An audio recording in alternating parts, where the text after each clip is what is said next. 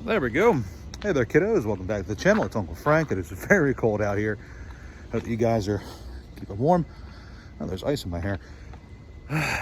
This is going to be another quick video, I think, just because I'm doing a morning walk and I wanted to go on a quick history lesson, or maybe a lesson in trust. Today we're talking about Toys R Us. For the younger kids out there, you might not know, but once upon a time, Toys R Us was this absolutely gargantuan retail chain. Throughout America, they were the biggest seller of toys in the country. Once upon a time, if you wanted to buy toys for your kids, Toys R Us was it, kind of. You know, Walmart and other places had toys, but Toys R Us was where you bought all the toys, all the video games, everything like that. Okay. And going into the new millennium, my apologies, there's going to be some really loud cars here on this road. Going into the new millennium, of course, things started to turn digital. A lot of retail chains started popping up with their own websites, but Toys R Us, what is going on over here? Toys R Us decided to try something different. Rather than going with their own online store, Toys R Us decided to make a partnership deal with an upcoming company by the name of Amazon, which was primarily known at the time for selling books. But they had a pretty robust online infrastructure, so I believe they approached Toys R Us with a big deal, and in the year 2000, Toys R Us signed on with Amazon and started selling their toys online through Amazon, through an exclusivity deal that made Toys R Us the exclusive seller of toys on the platform. Cool stuff, cool stuff.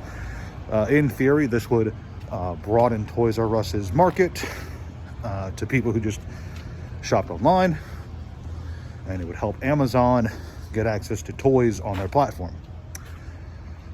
But this match made in heaven wasn't meant to be, because behind the scenes, it turns out that Amazon had broken the exclusivity clause, and instead of Toys R Us being the only toy seller on the platform, loads of other people, loads of other companies were selling toys there too. Now, Toys R Us did eventually find out. They weren't happy. They took Amazon to court over this because it was a contractual violation. And for 2 years, I think, for 2 years, they were caught up in court over this in the early 2000s.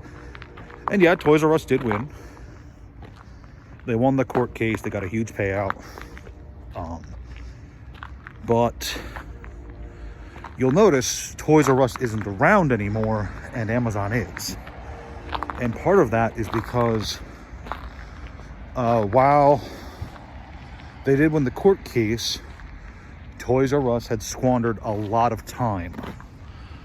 I think by the time the case was settled, it was either 2004, 2005, 2006, something like that.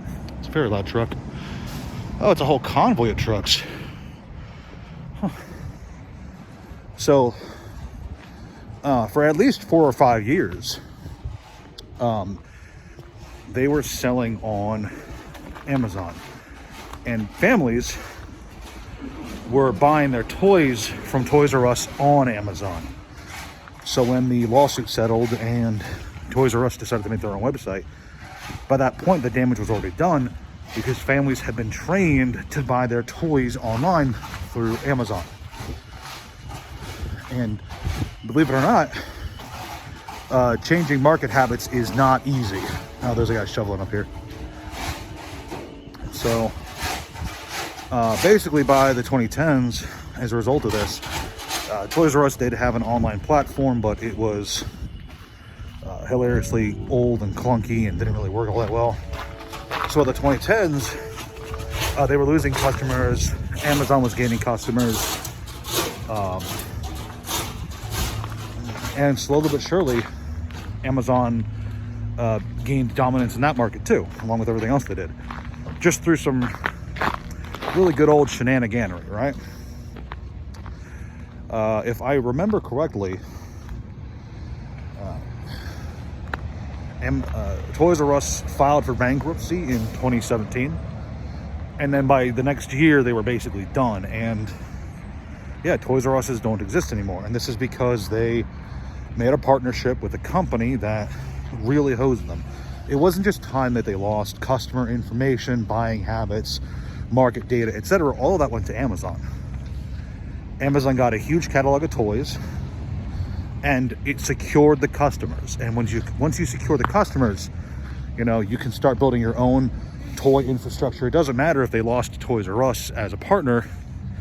They gained valuable user info, valuable market info. It was great for them, disastrous for Toys R Us. Because again, they spent 4 or 5 years selling through Amazon rather than building their own infrastructure. And this is something that I want to stress for a lot of online sellers. You know, I buy and sell a lot through TCG Player, but if I were a larger business, I would be doing everything in my power to have my own online presence, my own online store, just so that I don't become reliant on TCG Player. I'm a small-time guy, very small store. I know it's hard to believe.